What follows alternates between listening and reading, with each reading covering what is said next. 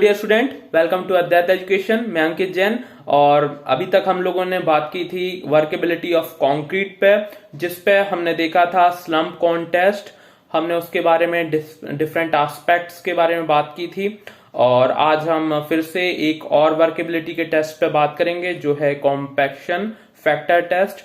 तो हम एक ही प्रॉपर्टी को मेजर करने के लिए दो टेस्ट क्यों यूज कर रहे हैं, देखेंगे। इसके क्या क्या एस्पेक्ट हैं, कैसे ये दूसरे टेस्ट से डिफरेंट है, क्या इसकी यूजिबिलिटी है, किन एस्पेक्ट्स को डील करके ये स्लम्प कॉन टेस्ट से डिफरेंट है, और किस पर्टिकुलर रेंज में ये वेटर वैल्यूज देता है। इन सब के बारे में हम आज डिस्कस करेंगे। तो आइए स्टार्ट करते हैं compaction factor test. Compaction factor test तो मैं अब आपके लिए लेके आया हूं कंक्रीट की वर्केबिलिटी को मेजर करने के लिए एक और टेस्ट, जो कि कहलाता है कॉम्पैक्शन फैक्टर टेस्ट। तो सबसे पहले हम इसके नाम से ही जाएंगे, और नाम से यदि मैं पहला वर्ड देखूं तो कॉम्पैक्शन है। तो यहाँ पे इस वर्ड से हमको ये क्लियर तो हो जाता है कि जो कंक्रीट की वर्केबिलिटी के डिफरेंट एस्पेक्ट हैं, जैसे कंसिस्टेंसी है, फ्लोएबिलिटी है, कॉम्पैक्टेबिलिटी है। तो इसमें से यहाँ पे कॉम्पैक्टेबिलिटी का यूज करके इस टेस्ट को परफॉर्म किया जाता है, और वर्केबिलिटी को जो है उसका एक आइडिया लिया जाता है। सेकेंड इसका वर्ड है फैक्टर। तो फैक्टर वर्ड इसलिए यूज किया जा रहा है क्योंकि एक स्टैंडर्ड वैल्यू ली जाती है, और एक जो नॉर्मल केस है उसमें देखा जाता है कि कैसे जो नॉर्मल केस में कॉम्पैक्शन आ रहा है टू द स्टैंडर्ड वैल्यू। तो इस तरीके से ये हमारा हुआ कॉम्पैक्शन फैक्टर टेस्ट। ठीक है। अच्छा, ये जो टेस्ट है किस आईएस कोड में स्टैंडर्डली गिवन है?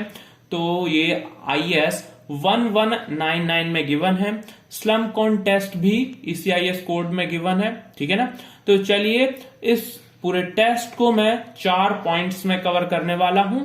फर्स्ट है सिग्निफिकेंस। हम देखेंगे कि इसका सिग्निफिकेंस क्या है, इसके प्रैक्टिकल एस्पेक्ट क्या है, और इसको लेबोरेटरी में किस सिग्निफिकेंस में, किस इंपॉर्टेंस में यूज किया जा सकता है। ठीक है।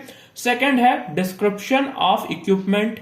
इक्विपमेंट देखेंगे कि इक्विपमेंट के डिफरेंट पार्ट्स क्या होते हैं, क्या कुछ स्पेसिफिक साइज है जिसको हमें याद रखना है, या जिसको हमें फिक्स रख के कोई स्टैंडर्ड वैल्यू हमें याद रखना होगा, उस पर भी मैं बात करूंगा। थर्ड है प्रोसीजर। इस इक्विपमेंट को यूज करके हमें किस प्रोसीजर को फॉलो करना है ताकि इस टेस्ट को हम परफॉर्म कर सकें, उसको हम देखेंगे। और एट लास्ट है फोर्थ कॉम्पैक्शन फैक्टर वैल्यूज देखेंगे हम। Different type of concrete. Different type of concrete से मतलब डिफरेंट टाइप ऑफ यूजेस के लिए हमें डिफरेंट वर्केबिलिटी का कंक्रीट चाहिए पड़ता है। उसकी करस्पॉन्डिंगली जो कॉम्पैक्शन फैक्टर वैल्यूज होंगी या फिर जो उसकी रेंज होंगी, उसके बारे में हम स्टडी करेंगे।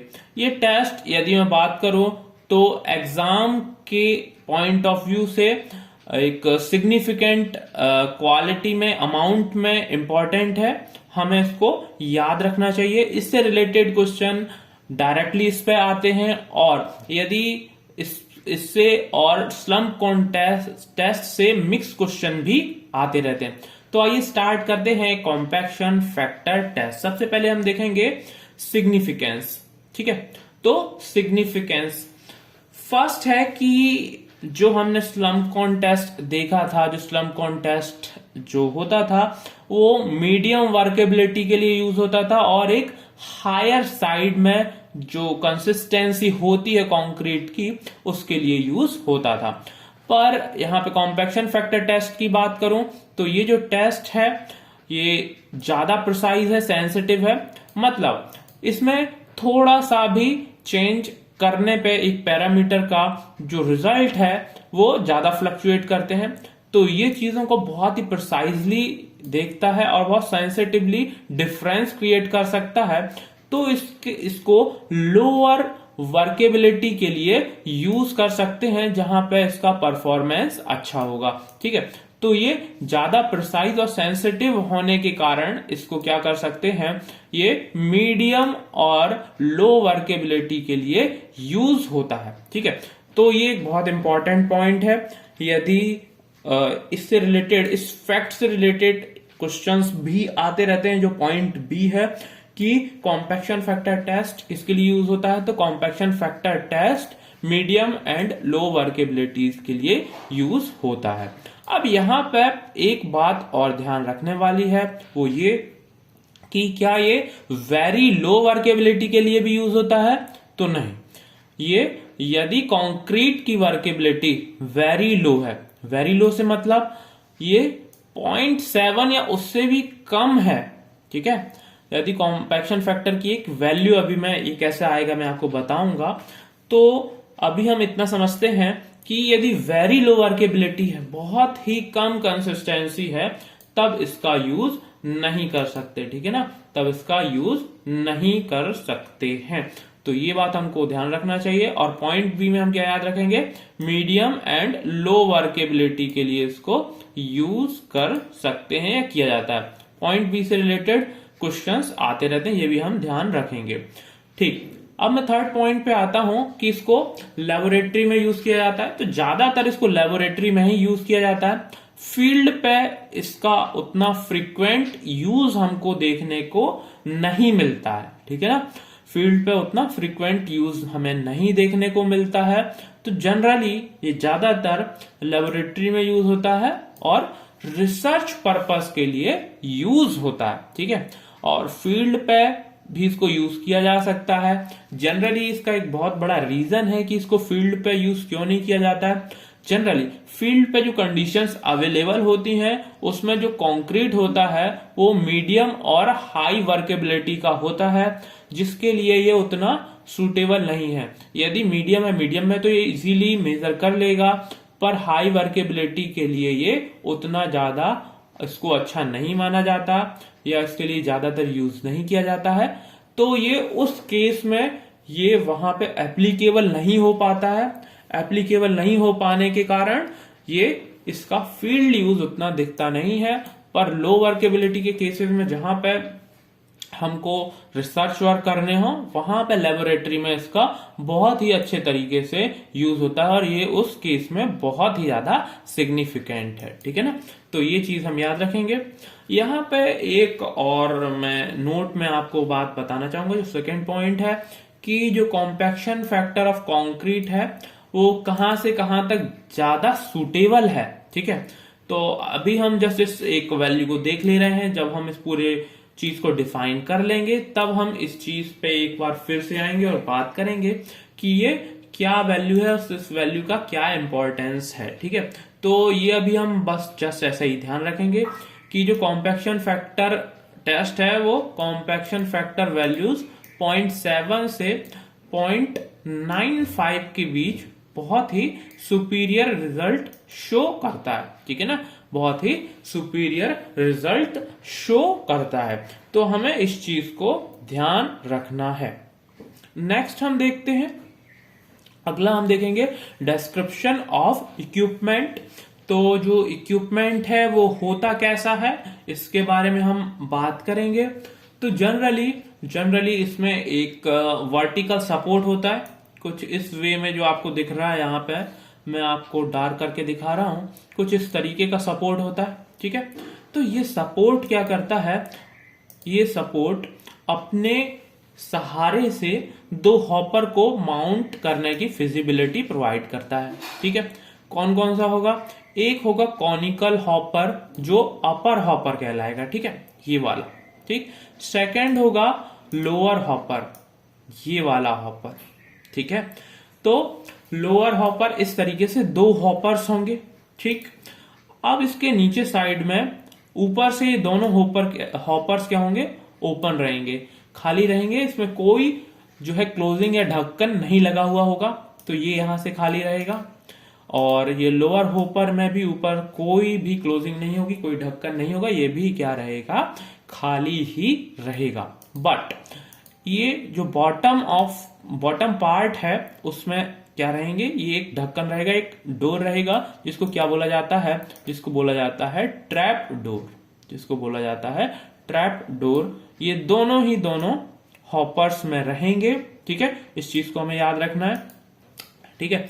तो एक वर्टिकल सपोर्ट रहेगा इस वर्टिकल सपोर्ट पे दो हॉपर्स माउंट होंगे, अपर हॉपर और लोअर हॉपर। दोनों हॉपर ही कॉनिकल फ्रस्टम के शेप के होंगे, ठीक है, और दोनों में ही क्या होगा, ट्रैप डोर्स होंगे, ठीक है।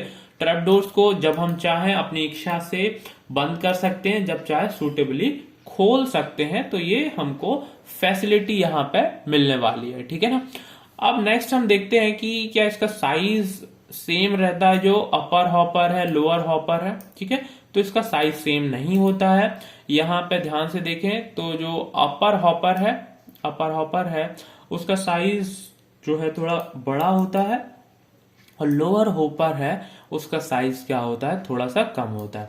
और एट लास्ट जो ग्राउंड लेवल है उस पे एक सिलेंडर रखा होता है, ठीक, सिलेंडर रखा होता है जो कि जस्ट लोअर हॉपर के ओपनिंग के जस्ट वर्टिकली नीचे में प्लेस होता है, ठीक है।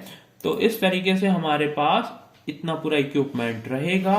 साथ में हमारे पास एक टैंपिंग रॉड भी रहेगी। इसका क्या यूज होगा, तो जब हम प्रोसीजर को कंप्लीट करेंगे, देखेंगे वन बाय वन कि ये कैसे होता है, तब हम इसको क्या करेंगे, देखेंगे कि इसका सबका क्या यूज है, क्या किया जाता है। तो अब हम नेक्स्ट पॉइंट पे प्रोसीड करते हैं। थर्ड पॉइंट है हमारा प्रोसीजर, ठीक है। तो सबसे पहले हम इस इक्विपमेंट को जान चुके हैं, अब हम इसको कैसे यूज करेंगे, तो अब हम इसको देखते हैं। सबसे पहले हमें एक पॉइंट याद रखना है कि हमें कॉम्पैक्टिबिलिटी ऑफ कंक्रीट, ये जो एस्पेक्ट है वर्केबिलिटी का, इसको यूज करके यहां पे वर्केबिलिटी मेजर करना है।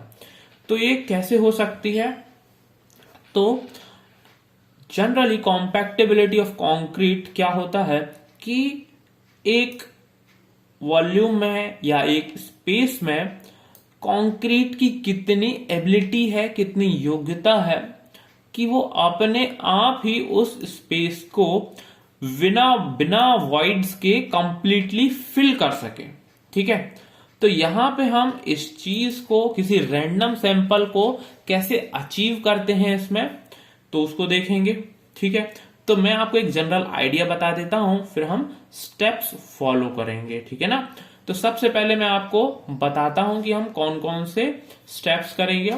सबसे पहले हम एक अपर हॉपर में ट्रैप डोर को बंद कर देंगे, ठीक है। ट्रैप डोर को बंद करने के बाद हम इसमें कंक्रीट फिल करेंगे, ठीक है। हम इसमें क्या करेंगे, कंक्रीट फिल करेंगे, ठीक है। और ये कंक्रीट लगभग इतना होगा, इसमें कंक्रीट लगभग इतना होगा कि एट लास्ट जब एक फुल कॉम्पैक्टेड केस में, सिलेंडर में जितना ज्यादा भर सके उससे तो ज्यादा ही हो, क्योंकि हम थोड़ा सा ज्यादा कंक्रीट लेके चलते हैं। इनिशियली हम ये मान के चलते हैं हम थोड़ा सा ज्यादा कंक्रीट लेके चलते हैं, ठीक है ना। तो इसको भर दिया जाएगा। अब इसको जब फिल कर दिया जाएगा और इसको कुछ समय रेस्ट करने के बाद हम ट्रैप डोर को खोलते हैं। ट्रैप डोर को खोलने के बाद जो इस कॉनिकल हॉपर में जितना भी मटेरियल था कंक्रीट का, वो इस लोअर कॉनिकल ओपनिंग से लोअर हॉपर की तरफ जाएगा और उसमें फिल कर जाएगा, ठीक है। अच्छा, अभी हम क्या करेंगे, अभी हमने इसका trap door, lower conical hopper का ट्रैप डोर हम बंद करके रखेंगे, ठीक है ना। इनिशियली हम क्या करेंगे, इसका ट्रैप डोर बंद करके रखेंगे। अब इसमें ये फिल हो जाएगा, ठीक। अच्छा, हम ऐसा कर क्यों रहे हैं, एक्चुअली हमें क्या करना है, हमें कंक्रीट में जो सैंपल ऑफ कंक्रीट है उसमें कॉम्पैक्टिबिलिटी देखना है। कॉम्पैक्टिबिलिटी मतलब थोड़ा बहुत वाइब्रेशंस वगैरह होने से वो कितना एक फुली कॉम्पैक्टेड वैल्यू से कितना जो है हमको उसका फ्रैक्शन ऑफ कॉम्पैक्शन देता है, ठीक है। यही तो हमें देखना है। तो हम क्या करते हैं, उसको एक हाइट से रिलीज करते हैं, पहले इस हाइट से इस हाइट तक, तो जिससे उसमें थोड़े बहुत जोल्ट्स वगैरह या दूसरी जो वाइब्रेशंस होते हैं उससे वो थोड़ा सा कॉम्पैक्ट हो जाता है। और एक चांस और देते हैं हम कि इसको फिर से कॉनिकल हॉपर को खोल देने से वो क्या होगा, वो इस वाले सिलेंडर में फिल हो जाएगा। तो उसमें दो लेवल ऑफ जोल्टिंग हो जाती है। एक तो जब अपर हॉपर से लोअर हॉपर की तरफ आता है और लोअर हॉपर से ये सिलेंडर की तरफ आता है। ठीक है, अच्छा, ये ओपनिंग यहाँ पे जो हॉपर्स हैं इनकी लोअर ओपनिंग जो है कुछ इस तरीके से होती है कि वो इस जो सिलेंडर है उससे बाहर जा ही ना पाए। ठीक है ना, तो ऐसा नहीं है कि वो बाहर गिरेगा, वो इस पूरे सिलेंडर में ही गिरने वाला है, फिल करने वाला है। ठीक है, अच्छा, तो हम क्या करते हैं, कॉम्पैक्टिबिलिटी कैसे अचीव कर रहे हैं एक बार फिर से देखते हैं। एक बार लोअर हॉपर से हम इसको अपर हॉपर से लोअर हॉपर की तरफ ले जाएंगे।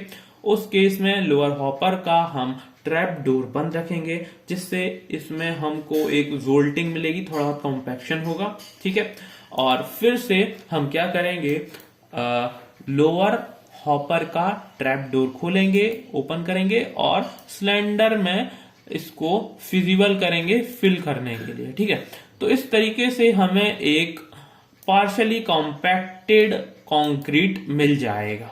ठीक है, अब हमें क्या करना है, स्टैंडर्ड वे में उसका कॉम्पैक्शन का पता लगाना है कि ये कॉम्पैक्शन जो है कितना फ्रैक्शन है उसका। ठीक है, जितना ही सुपीरियर क्वालिटी का कंक्रीट होगा, मतलब जितनी ही अच्छी उसकी कॉम्पैक्टेबिलिटी रहेगी, उतना ही ज्यादा हमें फ्रैक्शनल वैल्यू 1 के पास अचीव होने वाली है। मतलब कंसिस्टेंसी बहुत अच्छी है तो 1 के आसपास या 0.9 से 1 के आसपास रहेगा। यदि खराब है तो 0.8, 0.75 कुछ ऐसी वैल्यूज मिलने लगेंगी। अच्छा, इस पूरी प्रोसेस में एक और चीज ध्यान रखने वाली है, और वो ये कि इसमें दूसरा कहीं से भी अलग प्लेसेस से कोई भी शॉक या वाइब्रेशंस नहीं आने चाहिए। ठीक है ना, ये बहुत ही ज्यादा इंपॉर्टेंट है। ठीक है, क्योंकि अलग से यदि यहाँ पे शॉक या वाइब्रेशन आएगा तो क्या होगा, यहाँ पे पॉसिबिलिटी है कि जो टेस्ट के रिजल्ट हैं उतने अच्छे नहीं होंगे। तो हमने यहाँ पे क्या किया, प्रोसीजर को देख लिया कि इस प्रोसीजर में पूरा क्या क्या चीजें होती हैं। ठीक है, और इस तरीके से अब हम क्या करेंगे, अब हम आगे बढ़ेंगे, देखते हैं कि हम इसको कैसे कैलकुलेट कर सकते हैं। ठीक है, तो जो नीचे सिलेंडर था, ये वाला सिलेंडर, इसको एम्प्टी वेट इसका हम मेजर करेंगे कितना होगा। ठीक है, ऐसा करने पे हम उसका एम्प्टी वेट कितना लेंगे, उसका W लेंगे। ठीक है, अब जो नेक्स्ट स्टेप में हम देखेंगे कि यदि जो फर्स्ट हॉपर से सेकंड हॉपर और सेकंड हॉपर से इसमें आने के बाद जो इसमें कंक्रीट फिल होगा, तब एम्प्टी सिलेंडर और उस जो कंक्रीट पार्शियली फिल्ड है उसका वेट मेजर कर लेंगे। तो इन दोनों का साथ में वेट मेजर करेंगे तो क्या करेंगे, तो weight of cylinder with partially compacted concrete कितना हो जाएगा, W डैश। ठीक है, अच्छा, यहाँ पे हम एक चीज ध्यान रखेंगे कि जो वैल्यूज है वेट का वो 10 ग्राम के नियरेस्ट रखेंगे। ठीक है, 10 ग्राम के नियरेस्ट रखेंगे। ये एक स्टैंडर्ड प्रोसीजर है, इसको हम फॉलो करते हैं। ठीक है, नेक्स्ट प्रोसीजर है कि जो सिलेंडर है उसमें उसको फिर से एम्प्टी करेंगे, और जो फुली कॉम्पैक्शन जिससे इसमें अचीव हो सकता है, इसको 3 या 4 लेयर्स में टैंपिंग रॉड से बार बार टैंपिंग करके इसको लेयर वाइज फिल करके जितना भी मैक्सिमम कॉम्पैक्शन फिल किया जा सकता है, तो empty weight of cylinder plus fully compacted concrete को फिर से क्या करेंगे, मेजर करेंगे। तो weight of cylinder with fully compacted concrete वो क्या होगा, W डबल डैश। तो अब हमें क्या करना है, हमें देखना है कि weight of partially compacted concrete upon the weight of fully compacted concrete. यही तो देखना था कि मैक्सिमम वैल्यू से जो कॉम्पैक्शन है कितना फ्रैक्शनल वैल्यू आ रहा है, यही तो हमको देखना था ना। तो ये क्या कहलाएगा, यही कहलाएगा कॉम्पैक्शन फैक्टर। ठीक है, ये क्या बता रहा है, कॉम्पैक्शन की एक डिग्री बता रहा है जो सैंपल ऑफ कंक्रीट हम यूज कर रहे हैं। ठीक है ना, जो सैंपल ऑफ कंक्रीट हम यूज कर रहे हैं, तो इस चीज को हमें ध्यान रखना है। तो यदि हम इसको न्यूमेरिकल या फॉर्मूले के टर्म्स में देखें तो क्या होगा, weight of partially compacted concrete, तो हमें जो वेट था सिलेंडर और पार्शियली कॉम्पैक्टेड कंक्रीट में से, उसमें से सिलेंडर का वेट माइनस करना पड़ेगा, तो डब्ल्यू डैश अपॉन डब्ल्यू, ठीक है, W dash minus W upon weight of fully compacted concrete. तो जो weight of cylinder plus fully compacted concrete W double dash था, उसमें से एम्प्टी वेट ऑफ सिलेंडर को हटा देंगे तो W double dash minus W. तो इस तरीके से कॉम्पैक्शन फैक्टर का यहाँ पे हमको फॉर्मूला मिल गया, W dash minus W upon W double dash minus W. तो इस तरीके से हम क्या कर सकते हैं, इसको कैलकुलेट कर सकते हैं, ठीक है। तो ये हमारा पूरा फॉर्मूला आ गया, ये पूरा प्रोसीजर रहा कैसे हमने इसको परफॉर्म किया। अब नेक्स्ट हम बात करेंगे डिफरेंट कॉम्पैक्शन फैक्टर वैल्यूज को देख रहे हैं यहाँ पे, ठीक है, डिफरेंट कॉम्पैक्शन फैक्टर वैल्यूज को देख रहे हैं, ठीक है। अब इसमें हम यहाँ पे ध्यान देंगे कि कौन कौन से यहाँ पे चीजें हो सकती हैं या कौन कौन से वैल्यूज होते हैं। तो यहाँ पे हम 4 तरीके की डिग्री ऑफ वर्केबिलिटी को ध्यान रख के चल रहे हैं। फर्स्ट वर्केबिलिटी है यहाँ पे वेरी लो वर्केबिलिटी, जिसके करस्पॉन्डिंगली यहाँ पे वेरी ड्राई कंसिस्टेंसी है, और जो कॉम्पैक्शन फैक्टर वैल्यू है 0.7 से 0.8 के बीच यहाँ पे जा रही है, ठीक है, जिसका यूज कहाँ पे होता है, रोड के कंस्ट्रक्शन में उसका यूज होता है, ठीक। नेक्स्ट है यहाँ पे low workability. Low workability of degree के लिए यहाँ पे करस्पॉन्डिंगली जो कंसिस्टेंसी होती है वो क्या होती है, ड्राई कंसिस्टेंसी होती है। उसके करस्पॉन्डिंग जो कॉम्पैक्शन फैक्टर वैल्यूज होती हैं 0.8 से 0.85। इसका यूज होता है मास कंक्रीटिंग में लाइट रिइंफोर्स्ड सेक्शन के कंस्ट्रक्शन के लिए, ठीक है। नेक्स्ट है मीडियम डिग्री ऑफ वर्केबिलिटी। इसका यूज होता है प्लास्टिक कंसिस्टेंसी के कंक्रीट में, जिसका कॉम्पैक्शन फैक्टर वैल्यू है 0.85 से 0.95, और जिसका यूज होता है flat slab heavily reinforced concrete को बनाने के लिए, ठीक है ना।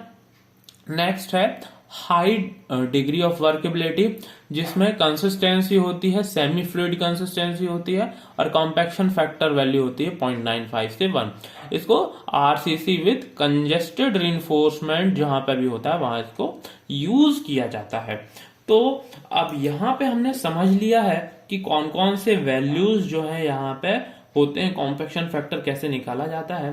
अब ध्यान से देखिए, मैंने आपको एक नोट शुरुआत में कहा था कि मैं आपको बताऊंगा कि जो कॉम्पैक्शन फैक्टर है वो रेंज 0.7 से 0.95 के बीच बहुत ही अच्छा परफॉर्म करता है, ठीक है। तो ये जो है हमको इस रेंज में हमको ध्यान देना चाहिए कि इस रेंज में हम इसको यूज करें इस टाइप ऑफ कॉन्क्रीट में, तो इसका रिजल्ट सबसे बेस्ट रहेगा। तो ये एक्चुअली ये 0.7 से 0.95 ये क्या है, फ्रैक्शनल वैल्यू है, परसेंटेज वैल्यू है 70 से 95% के बीच। जो एक फुली कॉम्पैक्टेड वैल्यू है उससे कंपैरिजन में ये वैल्यू है, ठीक है ना। तो हम इस प्रॉपर्टी का यूज कर रहे हैं। तो यहां तक हमने अभी देखा कि इसका सिग्निफिकेंस क्या है, इसका इक्विपमेंट क्या है, प्रोसीजर कैसे होती है, और कैसे इसको कैलकुलेट किया जाता है, और एट लास्ट इसका यूज क्या है, ठीक है। अब हम बात करेंगे कि इसमें क्वेश्चंस कहां कहां से आते हैं, ये ही सबसे ज्यादा इंपॉर्टेंट बात है यहाँ पे, ठीक है। तो कहां कहां होता है उसको देख लेते हैं। सबसे पहले मैं बोलूंगा, शुरुआत से शुरू करते हैं, ठीक है। जो इसका IS कोड है ये इतना इंपॉर्टेंट नहीं है, फिर भी इसके पूछे जाने के चांसेस काफी लो हैं, ठीक है। तो इसको याद भी रख सकते हैं, नहीं भी रख सकते हैं, पर एक दिमाग में रहना चाहिए चीज, ठीक है। पॉइंट बी जो है यहाँ पे के लिए मीडियम और लो वर्केबिलिटी के लिए यूज किया जाता है। ये बहुत ही इंपॉर्टेंट पॉइंट है, ये याद होना ही चाहिए, ठीक है, ये आता है, ठीक। नेक्स्ट है कि ये वेरी लो वर्केबिलिटी के लिए यूज नहीं होता है, ये वाला फैक्ट अभी तक आया नहीं है, पर ये इंपॉर्टेंट है, ये आ सकता है, ठीक है। अच्छा, एक और जो फैक्ट है कि ये 0.7 से 0.95 के बीच यूज होता है, ये भी एक इम्पोर्टेंट पॉइंट है। ये बहुत रेयरली आस्क्ड है पर इम्पोर्टेंट है, पूछा जा सकता है, ठीक है। नेक्स्ट हम देखते हैं कि प्रोसीजर तो ओके ओके है, इससे डायरेक्ट कोई क्वेश्चन नहीं बनेगा आपको। ठीक, अब जो फॉर्मूला है वो भी बहुत इजी है, इजीली किया जा सकता है। अब सबसे इंपॉर्टेंट पॉइंट है यहाँ पे ये टेबल। ठीक है, ये टेबल याद होनी चाहिए। इस टेबल से काफी क्वेश्चंस आते हैं। क्वेश्चंस ऐसा रहता है कि कंसिस्टेंसी, सपोज प्लास्टिक कंसिस्टेंसी दी हुई रहेगी, उसके करस्पॉन्डिंगली कॉम्पैक्शन फैक्टर वैल्यूज कहां से कहां तक वेरी करती हैं, ये हमें याद होने चाहिए। कुछ इस तरीके का क्वेश्चन बनता है यहां से। प्लस ऐसा भी क्वेश्चन बनता है कि जो कॉम्पैक्शन फैक्टर वैल्यू सपोज 0.8 से 0.85 है, तो इसमें जो कॉन्क्रीट है उसका यूज क्या होगा। ठीक है, तो 4 ऑप्शन दिए रहेंगे, सपोज रोड, मास कॉन्क्रीटिंग और light enforcement section, flat slab और कंजेस्टेड रीइंफोर्समेंट। तो यहाँ पे आपको ये वाला ऑप्शन बी जो है सिलेक्ट करना होगा कि 0.8 से 0.85 के बीच कौन सा मोस्ट सुटेबल यूज रहेगा कॉम्पैक्शन फैक्टर वैल्यू के लिए। तो ये एक बहुत ही इंपॉर्टेंट वैल्यू यहाँ पे हमको, ये जो बहुत ही इंपॉर्टेंट इंफॉर्मेशन मिलती है। तो ये पूरा का पूरा टेबल हमको याद होना चाहिए। ये काफी इंपॉर्टेंट है और इससे रिलेटेड क्वेश्चन आते हैं, फ्रिक्वेंटली आते हैं। ये थोड़ा टफ होता है, पर हमको इसको थोड़ा सा प्रैक्टिस करके याद कर लेना चाहिए, इससे बहुत क्वेश्चन बन सकते हैं। प्लस इसमें एक क्वेश्चन ऐसा बनता है जिसमें कॉम्पैक्शन फैक्टर वैल्यू 0.8 से 0.85 के करस्पॉन्डिंगली स्लम्प वैल्यूज हैं वो क्या होंगे। तो उससे रिलेटेड मैं जो थ्योरी है वो आपको फिर से लेके आऊंगा, साथ में कंबाइंडली बताऊंगा आपको, तो उसको आपको अभी उतना बॉदर नहीं करना है। ठीक है, और एट लास्ट मैं आपसे विदा लेना चाहूंगा और मैं बोलूंगा कि आप इस तरीके से ही अपना तैयारी जारी रखिए। और इस छोटे छोटे टॉपिक्स में आपके लिए लेके आ रहा हूँ, ये काफी इंपॉर्टेंट है। इसमें हम किन चीजों पे एम्फेसिस करना है, किस चीजों पे एम्फेसिस नहीं करना है, ये हमको ध्यान रखना होगा। ठीक है, तो thank you, bye bye, best of luck.